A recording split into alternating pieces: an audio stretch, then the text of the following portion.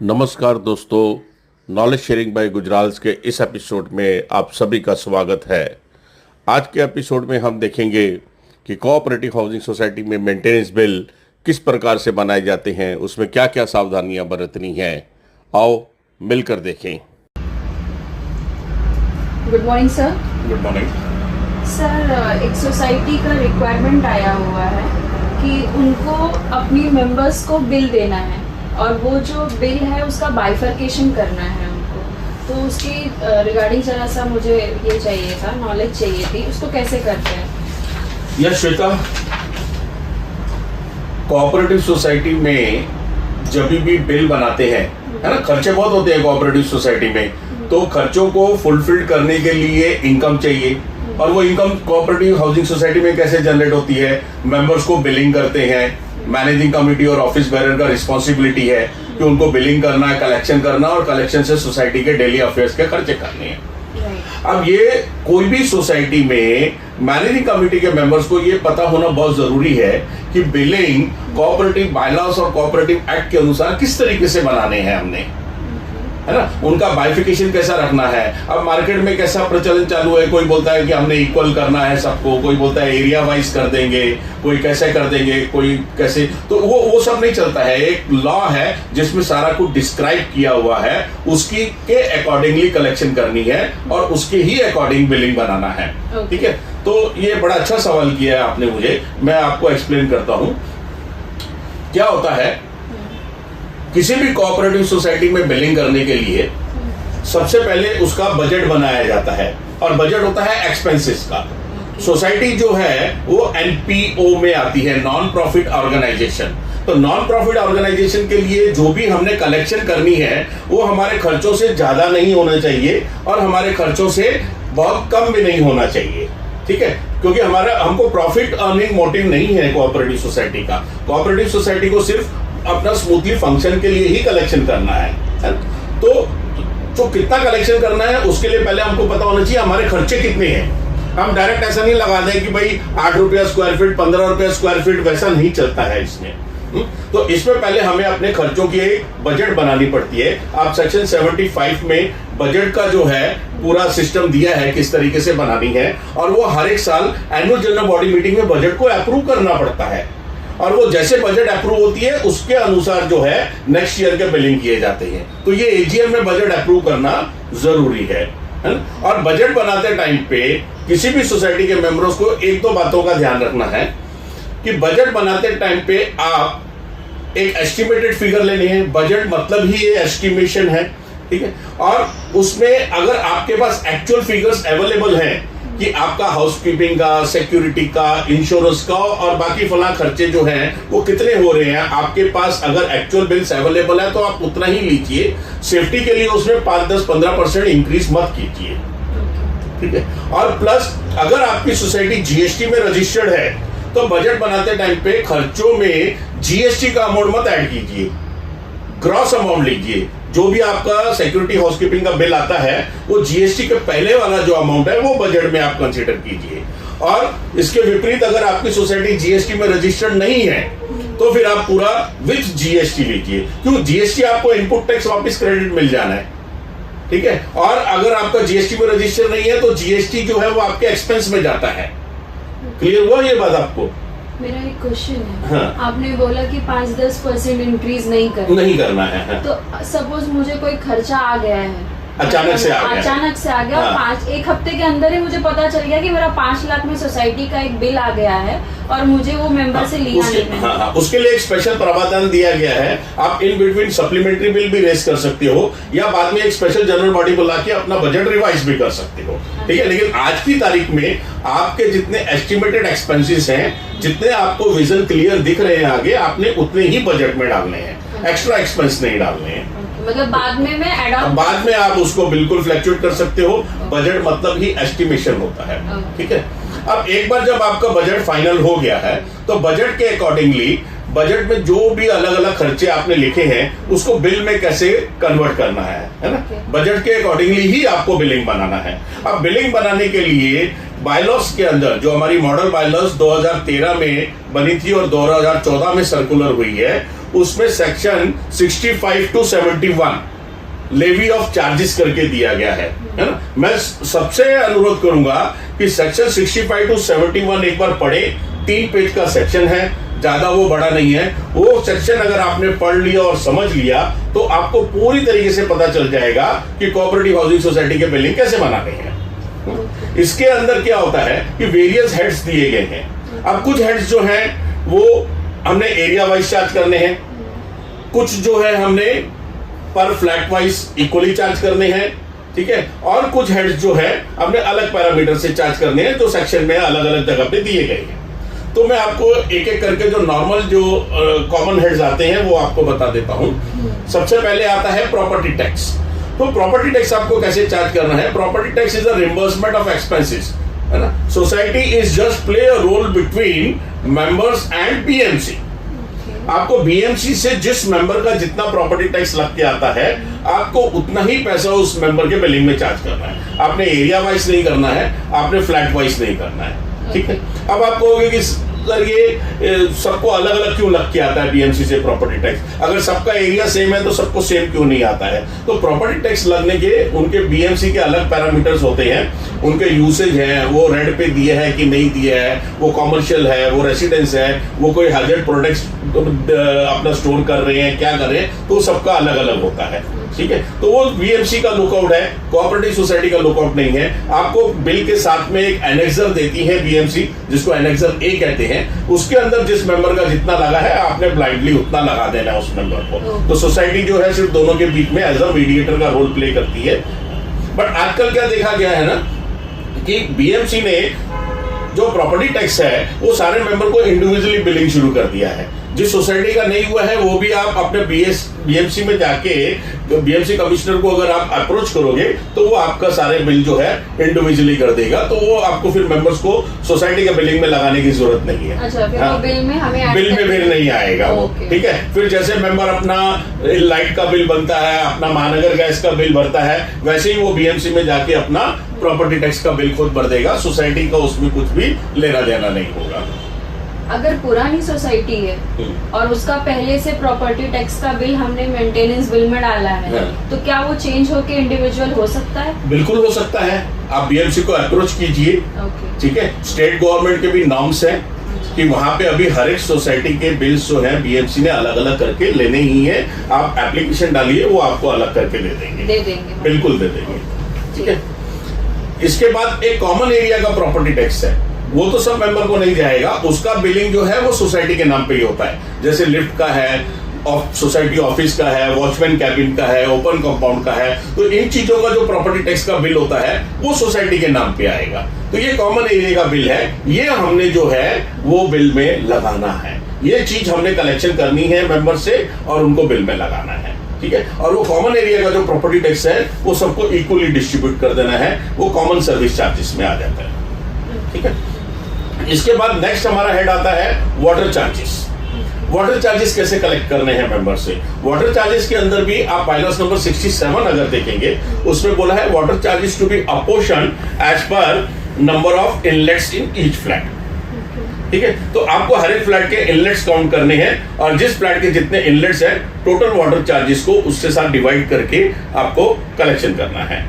इसके लिए और भी अगर जानकारी चाहिए तो आप कभी भी आकर के सोसाइटी वाले को मैनेजिंग कमेटी मेंबर को बोलिए, मुझसे मिले, और भी इसके वाटर चार्जेस के ऊपर में मैं बताऊंगा।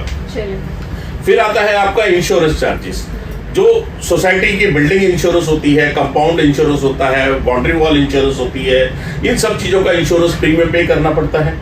ये इंश्योरेंस का जो कलेक्शन करना है मेंबर से वो आपको एरिया वाइज करना है, ठीक है। ये ध्यान रखिए। देखिए कुछ हेड्स एरिया वाइज है, कुछ इक्वली है, तो ये स्पेसिफिकली इंश्योरेंस का जो कलेक्शन है वो आपको एरिया वाइज करना है। जो बड़ा फ्लैट है वो ज्यादा इंश्योरेंस का प्रीमियम कंट्रीब्यूट करेगा, जो छोटा फ्लैट है एरिया में वो कम कंट्रीब्यूट करेगा, ठीक है। इसके अलावा कभी कभी कोई कॉमर्शियल सोसाइटी होती है और वहां पे कोई नेचर ऑफ बिजनेस के हिसाब से अगर बैंक है या किसी ने फायर हैजर्ड गुड्स रखे हुए हैं तो उनका प्रीमियम ज्यादा आता है। तो ऐसे केस में इंश्योरेंस प्रीमियम से आप एनेक्सर मंगा करके उनको एक्स्ट्रा चार्ज भी कर सकते हो, ठीक है। और अगर नॉर्मल वाइज सारी यूनिट्स एक जैसे यूज वाली है तो आपको एरिया वाइज चार्ज करना है। नेक्स्ट आता है आपका लिफ्ट मेंटेनेंस। तो लिफ्ट के रिगार्डिंग जितने भी आपके खर्चे हैं वो सारे फ्लैट ओनर्स को इक्वली डिस्ट्रीब्यूट करने हैं। ठीक है, ये बात ध्यान रखिए कि लिफ्ट का इक्वली करना है। आप कंफ्यूज मत होइए, इंश्योरेंस का एरिया वाइज दिया हुआ है बायलॉस में और लिफ्ट का इक्वली कंट्रीब्यूट करना है, इक्वली बिल में चार्ज करना है सबको। आपके अगर 100 फ्लैट हैं और आपका 1 लाख रुपया अगर टोटल लिफ्ट का खर्चा है पूरे साल का, तो आपको 1000 रुपया जो है पर फ्लैट से लेना है। ठीक है, तो ये इस हिसाब से हो जाएगा। तो सिंकिंग फंड, हाँ, इसके बाद आपने जैसा पूछा अभी, सिंकिंग फंड और रिपेयर फंड, हाँ। ये दो जो है मैंडेटरी कलेक्शन है। ये हर एक सोसाइटी को कलेक्ट करना ही है। ये कैसे कलेक्ट करना है, इसके लिए फार्मूला दिया हुआ है कि सिंकिंग फंड जो है वो कंस्ट्रक्शन कॉस्ट जो होती है बिल्डिंग की, उसका 0.25% पर एनम कलेक्ट करना है। ठीक है, ध्यान से सुनिएगा, आपका बिल्डिंग का जो भी कंस्ट्रक्शन कॉस्ट है पूरा, उसका 0.25% सिंकिंग फंड का टोटल कलेक्शन होना चाहिए। और ये जो भी टोटल कलेक्शन आता है वो हर एक मेंबर को एरिया वाइज डिस्ट्रीब्यूट कर देना है। ठीक है, अब यहाँ कंस्ट्रक्शन कॉस्ट के लिए सोसाइटीज को कई बार प्रॉब्लम होती है। नवी सोसाइटी बनती है तो बोले हमारा कंस्ट्रक्शन कॉस्ट क्या है, या पुराने सोसाइटियों को भी ये कंफ्यूजन रहती है कि हमारा कंस्ट्रक्शन कॉस्ट क्या है।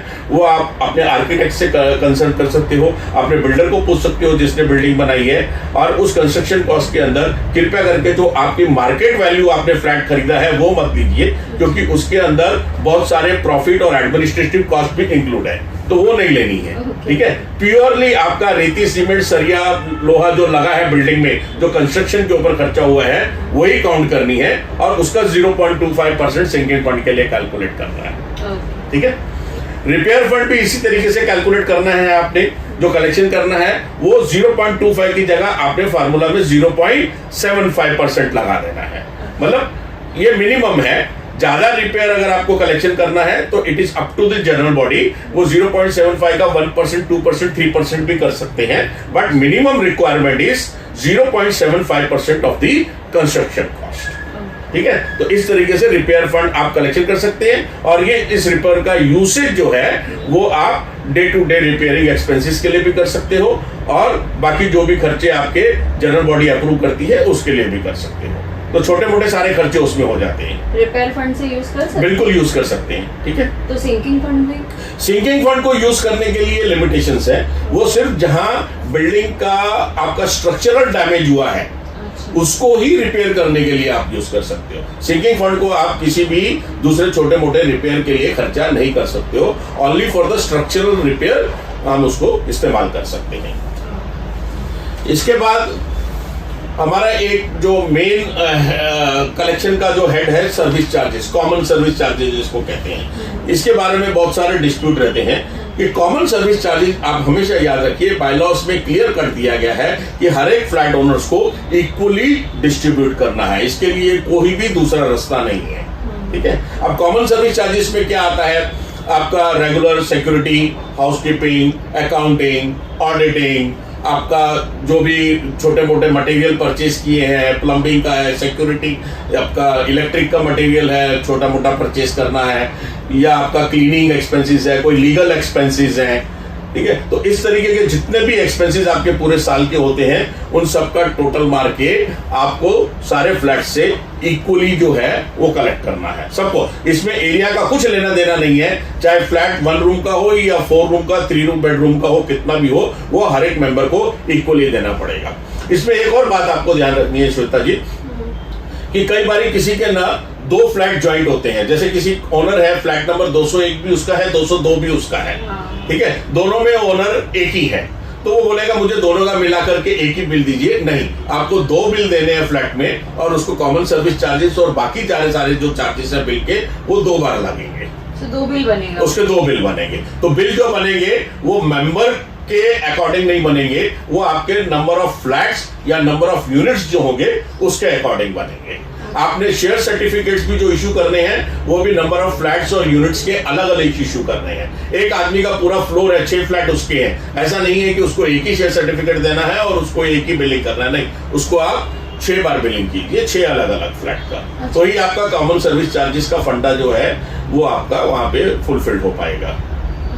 ठीक है, सर एएमसी का किस में आएगा? एएमसी भी सारे कॉमन सर्विस चार्जेस में आते हैं। आपका स्विमिंग पूल का एएमसी है, एयर कंडीशन का है, जिम्नास्टिक इक्विपमेंट का है, फायर एक्सटिंग्विशर का है, और जितने भी तरीके के एएमसी है तो वो मेंटेनेंस कॉन्ट्रैक्ट के हैं, वो सारे कॉमन सर्विस चार्जेस में आएंगे और वो उसके अंदर ही आपको सबसे इक्वली कलेक्ट करने हैं। एक क्वेश्चन और है, पार्किंग चार्जेस और एजुकेशन एंड ट्रेनिंग फंड, हाँ, इसको ये दो हेड हैं। हाँ। इसमें पार्किंग चार्जेस के लिए बायलॉस में क्लियर कट बोला गया है कि it is depend upon the general body. आपका एनुअल जनरल बॉडी में आप पार्किंग चार्जेस का कोई भी रेट फिक्स कर सकते हो, गाड़ी का कितना लगाना है, स्कूटर का कितना लगाना है, या और किसी टाइप की व्हीकल है तो उसका कितना चार्ज करना है, ठीक है। और आप उसको नंबर ऑफ व्हीकल के हिसाब से इंक्रीज भी कर सकते हो कि जिसके फ्लैट में एक गाड़ी है उसको इतना लगेगा, दूसरी गाड़ी का आप उससे थोड़ा ज्यादा ले सकते हो। जैसे पहली गाड़ी का 100 रुपया अगर लगाते हो तो दूसरी गाड़ी एक ही फ्लैट की है तो उसको आप 120, 125 या जो भी जनरल बॉडी डिसाइड करे वो रेट आप उसमें फ्लैक्चुएट कर सकते हो, ठीक है। तो parking charges is totally depend upon decision taken by the general body. फिर एजुकेशन फंड है। एजुकेशन फंड जो है वो फिक्स रेट दिया गया है ₹10 पर मेंबर पर मंथ। आपका मंथली बिल बन रहा है तो 10 रुपया लगेगा, क्वार्टरली बन रहा है तो 30 रुपया लगेगा। आपको हर महीने 10 रुपए के रेशियो के हिसाब से एजुकेशन एंड ट्रेनिंग फंड का कलेक्शन करना है और इस पैसे को यूटिलाइज जो करना है वो ऑफिस बेरर, मैनेजिंग कमिटी और बाकी सोसाइटी मेंबर्स को एजुकेट करने के लिए उस पैसे को यूज करना है, जो कि मैंडेटरी है। आपको हाँ, हर एक कमिटी को एजुकेशन एंड ट्रेनिंग लेना जरूरी है, ठीक है। इसके अलावा आपका एक और हेड आपने नहीं पूछा मुझे, नॉन ऑक्यूपेंसी चार्जेस कैसे लगाना है, ठीक है। नॉन ऑक्यूपेंसी चार्जेस जो है वो आपका जो कॉमन सर्विस चार्जेस हमने बताया ना जो इक्वल लगाना है, उसका मैक्सिमम आप 10% चार्ज कर सकते हो। Minimum again it is depend upon the general body. General body चाहे तो कम ले सकती है या नहीं भी ले सकती है, बट रिकमेंडेड है, सोसाइटी है, अगर किसी ने भाड़े पे दिया है तो वो वहां से कमा रहा है तो कॉमन सर्विस चार्जेस का आप 10% उसका आप एक्स्ट्रा चार्ज कर सकते हो to maintain the tenant of the building. Sir एक और क्वेश्चन, मान लीजिए हमने बिलिंग बना ली, बिलिंग के बाद हमने मेंबर्स को बिल भी इशू कर दिया, 10 मेंबर में से मेरे को 5 ही मेंबर ने पैसा दिया और 5 मेंबर ने नहीं दिया, तो जो मैं उनको इंटरेस्ट लगाऊंगी उनके आउटस्टैंडिंग पे, उसका मुझे परसेंटेज कैसे डिसाइड करना है? इंटरेस्ट का परसेंटेज भी आप लेवी ऑफ चार्जेस पढ़ोगे ना तो सेक्शन 70-71 में इंटरेस्ट के बारे में कहा गया है ना। इंटरेस्ट आप मैक्सिमम 21% सिंपल इंटरेस्ट मेथड से लगा सकते हो, उससे ज्यादा नहीं लगा सकते। ये 21% पर एनम है। आपका अभी बिल्डिंग का पीरियडिसिटी कितना है, ड्यू डेट क्या रखा था बिल का, वो सारी कैलकुलेशन के हिसाब से आप इंटरेस्ट चार्ज कर सकते हो। बट उसके लिए आपने इंटरेस्ट का परसेंटेज जनरल बॉडी में अप्रूव कराना, रेजोल्यूशन पास कराना जरूरी है, क्योंकि बायलॉस में बोला है मैक्सिमम इज 21% पर एनम, है ना। अगर आपने जनरल बॉडी में इंटरेस्ट पास नहीं करवाया है तो वहां आपका 21% एप्लीकेबल नहीं होगा, वो 0 ही कंसीडर किया जाएगा। ये कंपल्सरी, तो ये कंपल्सरी है। आपकी जनरल बॉडी में इंटरेस्ट का रेजोल्यूशन होना चाहिए। आपने 12%, 15%, 18% कितना लगाना है, जो भी आपका रेजोल्यूशन पास होगा उसके अकॉर्डिंगली आप चार्ज कर सकते हो डिफॉल्टर्स के ऊपर, ठीक है। हाँ, एक और इसमें मैं आपको बताना चाहूंगा कि कई सोसाइटियों में क्या है कि कॉमन पैसेज भी यूज कर लेते हैं। अच्छा, बाहर की जगह जो है वो अनऑथोराइज कब्जा करके रखते हैं, या नीचे पार्किंग की स्पेस पे कब्जा करते हैं, या शॉप्स होती हैं तो बाहर सामान रखते हैं दुकानों के बाहर। तो ऐसे में एक बायलॉस में सेक्शन 169 भी दिया है, उनको आप पेनल्टी चार्ज कर सकते हो which is 5 times of the maintenance charges. बहुत हो जाएगा। हाँ, बहुत है। तो ये एक बहुत ही स्ट्रिक्ट बताया है। सोसाइटियों में बोला है कि common space is only for the society common utilities purpose. उसको कोई भी मेंबर पर्सनली यूज नहीं कर सकता है। अगर वो यूज करता है, जितना एरिया कॉमन स्पेस का यूज कर, पहले तो यूज करना अलाउड ही नहीं है, सोसाइटी ने परमिशन देनी ही नहीं है उसकी, ऑब्जेक्शन ही लेनी है। और ऑब्जेक्शन लेने के बाद अगर वो जबरदस्ती यूज कर रहा है, जिसको ट्रेसपासिंग कहा जाता है, तो ऐसे केस में जब तक वो जबरदस्ती यूज कर रहा है, आपने 5 टाइम्स ऑफ द मेंटेनेंस आप उसको चार्ज कर सकते हो एज पर बायलॉस नंबर 169। ठीक है। तो ये सारे चार्जेस जो है करेक्ट किए जाते हैं कोऑपरेटिव सोसाइटी में, और इसी के अनुसार जो है आपकी इनकम होती है और उसी के अकॉर्डिंगली आपको एक्सपेंसेस करने हैं। और कुछ आपका है सवाल? नहीं सर, क्लियर हो गया। तो बहुत सारी क्लियर हो गया ना। आप जो भी इस वीडियो को देख रहे हैं उनसे ये रिक्वेस्ट है कि ज्यादा से ज्यादा वीडियो को लाइक कीजिए, शेयर कीजिए, चैनल को सब्सक्राइब कीजिए, ताकि शेयर करने से और भी लोगों को इसके बारे में पता चले और वो अपनी सोसाइटी को सही तरीके से लीगली कानून वाइज चला सके और कोई गलती ना करे। जिससे क्या होगा, कोई भी मेंबर ऑब्जेक्शन लेता है तो सोसाइटी वालों को, उस मैनेजिंग कमेटी और ऑफिस बेरर को उसमें तकलीफ नहीं आनी चाहिए। इसी तरह हमारा वीडियो देखते रहिए और भी हम आपको अपडेट समय अनुसार देते रहेंगे। धन्यवाद। Thank you so much. Good morning sir.